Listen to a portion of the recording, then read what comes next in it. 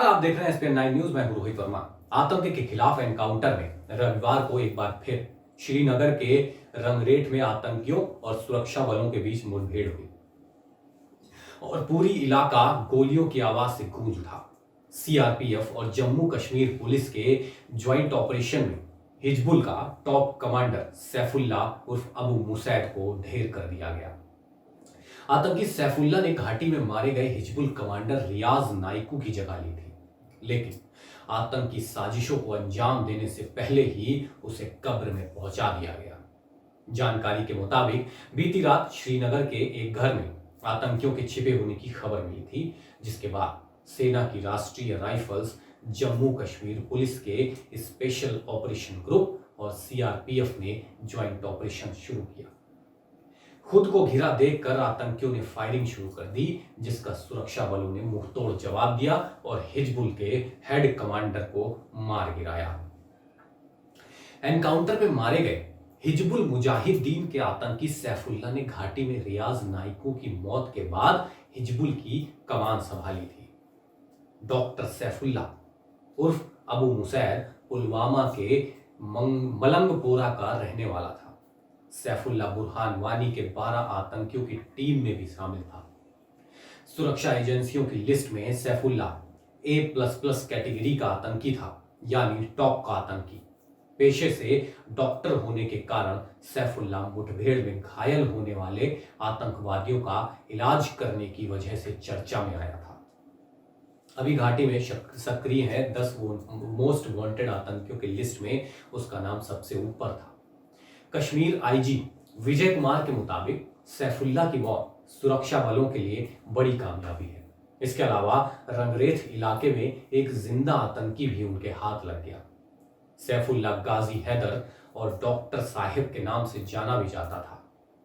वो पुलवामा जिले के मलंगपोरा का रहने वाला था। 2014 में घर छोड़कर उसने आतंकी संगठन हिजबुल को ज्वाइन कर लिया था। उसको आतंकी बनाने के पीछे पूर्व कमांडर रियाज नाइकू का ही हाथ था। बाद में दोनों ने मिलकर बुरहान वानी के लिए काम किया। नाइकू ने ही उसे गाजी हैदर नाम दिया था। इस साल मई में जब सुरक्षा बलों ने नाइकू को ढेर किया तो हिजबुल की कमान सैफुल्ला ने ही संभाली थी। वहीं जम्मू कश्मीर के डीजीपी दिलबाग सिंह के मुताबिक भारतीय सेना और जम्मू कश्मीर पुलिस ने टॉप 10 आतंकियों की एक लिस्ट तैयार की थी। उसमें सैफुल्ला टॉप पर था। इसके अलावा कई हमलों में उसका हाथ भी था। हाल ही में कश्मीर में जो 3 बीजेपी नेताओं की हत्या हुई थी, उसके पीछे भी सैफुल्ला का ही हाथ था। उस हमले में शामिल आतंकी अब्बास हिजबुल से ही लश्कर में गया था। उन्होंने इस सफल ऑपरेशन के लिए सुरक्षा बलों को बधाई दी और अब आपको बताते हैं कि इस ऑपरेशन को अंजाम कैसे दिया गया। दरअसल बीती रात ही सुरक्षा बलों की श्रीनगर के रंगरेथ इलाके में कुछ आतंकियों के छिपे होने की खबर मिली थी। इस पर राष्ट्रीय राइफल्स, जम्मू कश्मीर पुलिस के स्पेशल ऑपरेशन ग्रुप और सीआरपीएफ ने घेराबंदी कर सर्च ऑपरेशन शुरू किया। जवानों को अपनी ओर आता देख सैफुल्ला ने फायरिंग शुरू कर दिया, जिसका जवानों ने मुंहतोड़ जवाब दिया और कुछ ही घंटे के अंदर उसे ढेर कर दिया गया। बाद में मारे गए आतंकी की पहचान हिजबुल कमांडर के रूप में हुई। इस साल अक्टूबर तक घाटी में कुल 123 एनकाउंटर्स को अंजाम दिया गया है, जिसमें कुल 206 आतंकी मारे गए हैं। वो सारी लिस्ट इसमें हम बताते हैं और विश्लेषण भी करेंगे। 27 सितंबर पुलवामा जिले के अवंतीपुरा सेक्टर में हुए एनकाउंटर में लश्कर तैयबा के डिविजनल कमांडर रियाज अहमद तार उर्फ खालिद मारा गया। 25 सितंबर को अनंतनाग जिले के सिरहामा एरिया में हुए एनकाउंटर में लश्कर तैयबा के 2 कमांडर मारे गए। एक की पहचान अबू रहमान और दूसरे की पहचान आदिल भट्ट के रूप में हुई। 12 जुलाई बारामूला जिले के सोपोर टाउन में हुए एनकाउंटर में 3 आतंकी मारे गए, जिसमें एक लश्कर तैयबा का कमांडर भी शामिल था। 16 जून शोपिया जिले में हुए एनकाउंटर में सुरक्षा बलों ने हिजबुल मुजाहिदीन के कमांडर जुबैर वानी समेत कुल 3 आतंकी को मार गिराया था। 10 जून शोपिया जिले में हुई एनकाउंटर में हिजबुल के 5 आतंकी समेत लश्कर के 2 डिस्ट्रिक्ट कमांडर मारे गए। 7 जून शोपिया जिले के रिबान गांव में हुए एनकाउंटर में एक हिजबुल मुजाहिदीन के टॉप कमांडर समेत कुल 5 आतंकी मारे गए। 6 मई 2020 हिजबुल का टॉप कमांडर रियाज नाइकू मारा गया। 17 मई 2020 हिजबुल आतंकी ताहिर अहमद भट्ट मारा गया। ताहिर डोडा के हिजबुल मुजाहिदीन कमांडर हारून अब्बासी वानी का करीबी माना जाता है।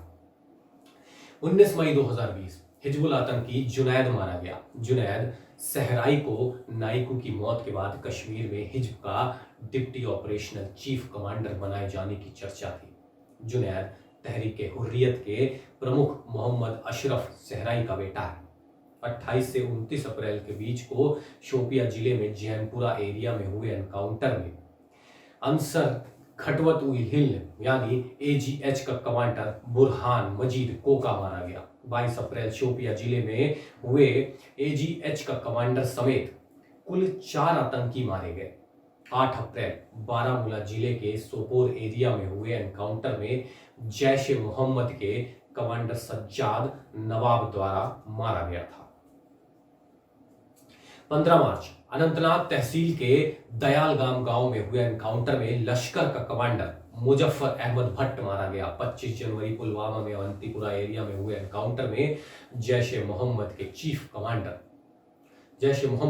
कमांडर मारा गया था। 20 जनवरी शोपिया जिले के वाची एरिया में हुए एनकाउंटर में हिजबुल के एक कमांडर समेत कुल 3 आतंकी मारे गए। 12 जनवरी पुलवामा के त्राल सेक्टर में हुए एनकाउंटर में हिजबुल मुजाहिदीन के कमांडर समेत कुल 3 आतंकी मारे गए।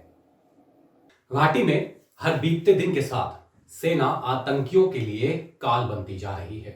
पिछले 5 सालों के आंकड़ों पर गौर करें तो 2016 में 165 आतंकी मारे गए, 2017 में 220 आतंकी मारे गए, 2018 में 271 आतंकी मारे गए। 2019 में आतंकी वारदातों में कमी आई, लेकिन बावजूद इसके 163 आतंकियों को ढेर कर दिया गया। 2020 में चीन की मिली भगत के बाद पाकिस्तान एक बार फिर सिर उठा रहा है और भारतीय फौज पाकिस्तान को उसी की भाषा में जवाब दे रही है। कश्मीर की आवाम ने जिस तरह से भारतीय सुरक्षा बलों का साथ दिया है, उससे साफ है कि वो अब पाकिस्तान प्रायोजित दहशतगर्दी से तंग आ चुके हैं और आतंक के संक्रमण को दशकों से झेल रहे कश्मीर के एक एक वायरस को ठिकाने लगाने का बीड़ा सेना ने उठा लिया है। अगर आपको ये वीडियो पसंद आया है तो इसे लाइक करें और कमेंट करके हमें जरूर